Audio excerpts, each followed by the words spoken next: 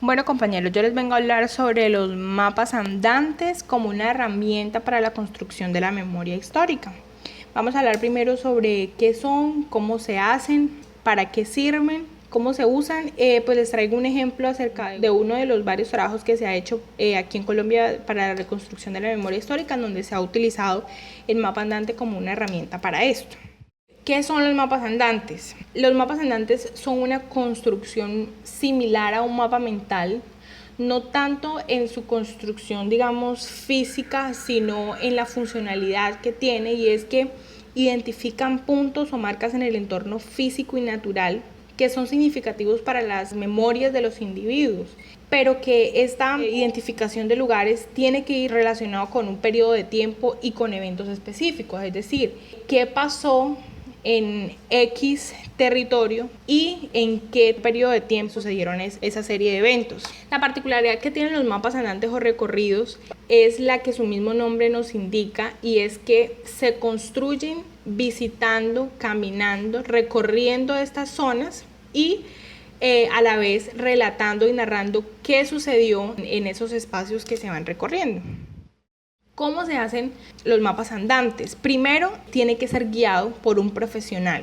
Tiene que ser guiado por alguien, ¿verdad? Que digamos que lleve todo el hilo conductor de esta actividad. Segundo, se deben invitar tanto a líderes de esa comunidad como a testigos y como víctimas directas. Es decir, no solamente vamos a invitar a las personas que sufrieron estos hechos, sino también a aquellas personas que, digamos, hayan vivenciado de otra forma, hayan visto, se hayan dado cuenta de que entró la guerrilla, pero ellos no le alcanzaron a hacer nada porque se alcanzaron a escapar, se alcanzaron a esconder, pero digamos sí vieron, escucharon, sintieron el tiroteo. Entonces son personas que también pueden aportar, digamos, desde su vivencia y desde lo que pudieron saber, conocer, aportar a la construcción de estos mapas andantes. Y por supuesto a las víctimas directas, que nos vayan relatando desde cómo vivieron particularmente las emociones, el miedo, todo lo particular, hasta digamos la construcción colectiva de qué pasó y cómo sucedieron las cosas. Se debe establecer un punto de encuentro con todas las personas que vayan a participar en estos recorridos y establecer pues obviamente una ruta del camino que se va a recorrer. Deben haber unas preguntas guías, pero estas preguntas no deben ser rígidas, todo lo contrario, deben ser lo más flexibles posible, porque la idea es que las personas de la comunidad nos relaten todo lo que puedan, pero pues sí debe haber como una pregunta que vaya guiando qué es lo que realmente se quiere conocer y profundizar de estos eventos.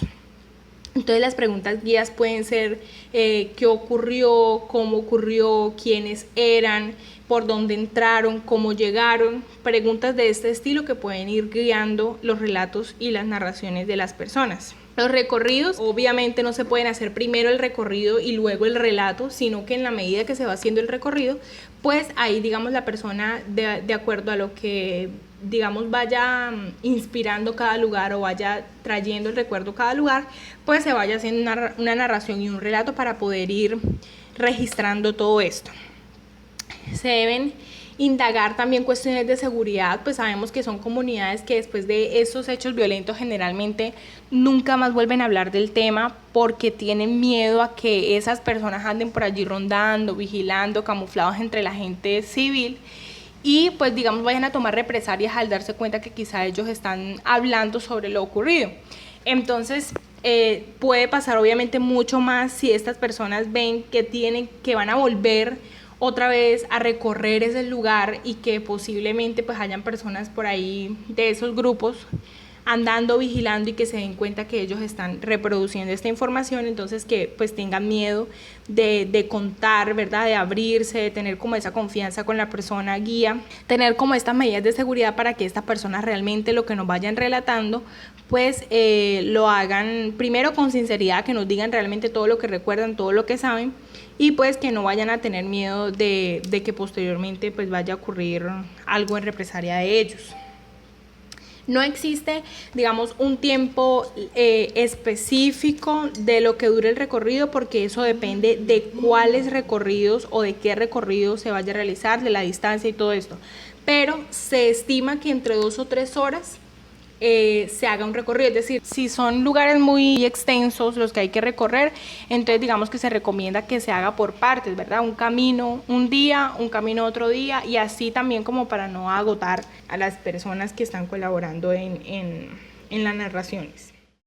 Físicamente, estructuralmente, ¿cómo se hacen estos mapas? Yo encontré estas dos imágenes en las que pues muestran como unos trazos de colores, ¿verdad? En los que van indicando pues cuáles fueron los recorridos que se hicieron. Entonces camino 1, camino 2, 3, 4 y así como para identificar cuál fue el recorrido que ellos hicieron. Y en el otro nos muestran más como un mapa parecido al que nos aparece en Google Maps cuando vamos a buscar algún lugar.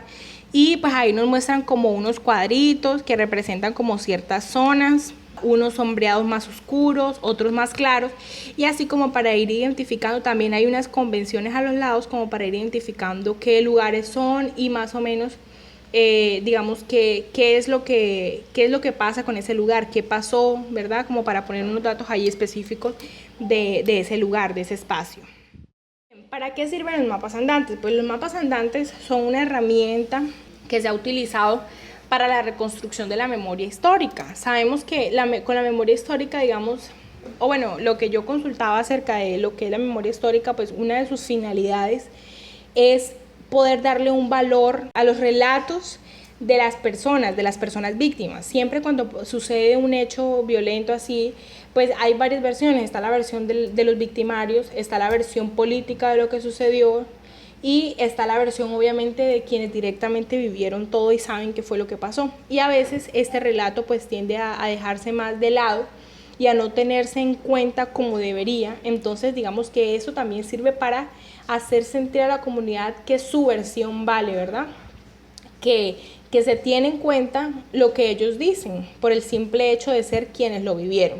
Entonces, también para tratar de liberar o que estas personas liberen toda esa tensión social que tienen guardados, como les decía ahorita, digamos, son comunidades que después de lo que sucedió nunca más vuelven a hablar de eso y cargan con ese recuerdo que los afecta, que los perturba, pero nunca más vuelven, digamos, a desahogarse para liberar toda esa carga que les genera tener ese recuerdo ahí.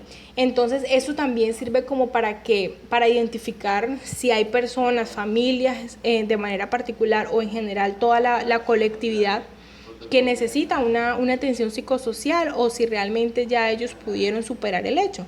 Porque a veces encontramos que son comunidades que como nunca han recibido atención, nunca han recibido un apoyo de parte del gobierno, del Estado ni de ningún lado, entonces son personas que aún tienen esas secuelas psicológicas, emocionales de estos eventos y entonces pues con base a esto también se puede pues trabajar todo lo relacionado a un programa para la reconstrucción de la memoria histórica, trabajando toda esta parte de apoyo psicosocial.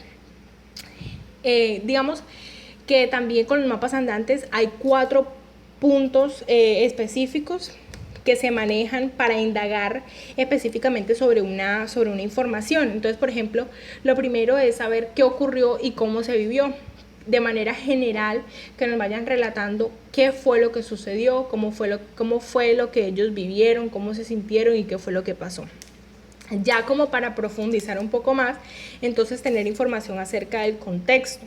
¿Qué vías y qué rutas de acceso hay? Si hay municipios cerca o más o menos cerca, ¿qué distancia hay entre ese lugar y esos municipios? Si hay lugares urbanos cerca, ¿qué distancias hay? También información acerca de los actores. ¿Quiénes estaban? ¿En dónde estaban? ¿Quiénes hacían qué cosa y en dónde lo hacían? Y las resistencias, pues para saber si hubo de pronto alguna persona que intentó enfrentar esta, digamos, o resistirse a que los violentaran y entonces para saber qué hicieron, en qué momento lo hicieron, dónde lo hicieron y cuáles fueron, digamos, las reacciones de ese grupo, de esas personas, pues ante esta resistencia. Como les comentaba, yo les traje un caso en un programa que se realizó en Nariño para la reconstrucción de la memoria histórica. Este trabajo que les traje es el segundo trabajo que se hizo en Colombia. relacionado con la reconstrucción de la memoria histórica. El primero se realizó, fue una prueba más bien piloto y se hizo en una masacre que hubo en el Valle del Cauca. Y este segundo pues se hizo ya como con esos insumos que se obtuvieron de esa prueba inicial en el Valle del Cauca. Este trabajo que les traigo se llama Apoyo a procesos locales de recuperación de memoria histórica desde las voces de las víctimas con comunidades afrocolombianas de la costa pacífica nariñense y las etnias de los Pasto de la frontera sur andina de Nariño. Con este programa lo que se hizo fue fortalecer las capacidades locales para construir la paz en el departamento de Nariño y lo llamaron una ventana de paz para Nariño. Aquí Nariño, digamos en la revisión que yo hice así muy por encima, encontraba que por su ubicación fronteriza, pues digamos que sufrieron mucho todo lo que tenía que ver con narcotráfico, cultivos ilícitos, pero también sufrieron desplazamiento, también hubo masacres, hubo homicidios, y entonces pues la población afectada básicamente fue toda, es decir, mujeres, niños, jóvenes, indígenas, afrocolombianos, que son poblaciones que residen en esta zona. Entonces, digamos que hubo una gran variedad de poblaciones afectadas, pero ¿por qué decidieron trabajar con afrocolombianos y con indígenas? Porque digamos que la orientación que ellos tienen más para este programa es la consolidación de las capacidades y de todos los esfuerzos, tanto regionales y locales, que se hayan hecho para construir la paz y para el desarrollo socioeconómico sostenible.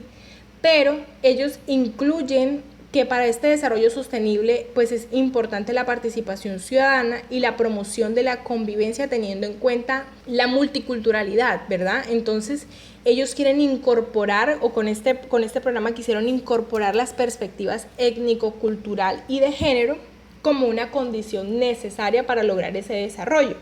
Entonces, pues como esta orientación un poco más incluyente, quisieron trabajar específicamente con la población afrocolombiana y los indígenas, que digamos que son poblaciones diferenciales, ¿verdad? Que tienden a ser un poco a veces marginadas y como apartadas del resto de la ciudadanía. Entonces ellos quisieron trabajar esa parte un poco ahí inclusiva, y por eso decidieron trabajar específicamente con estas dos poblaciones.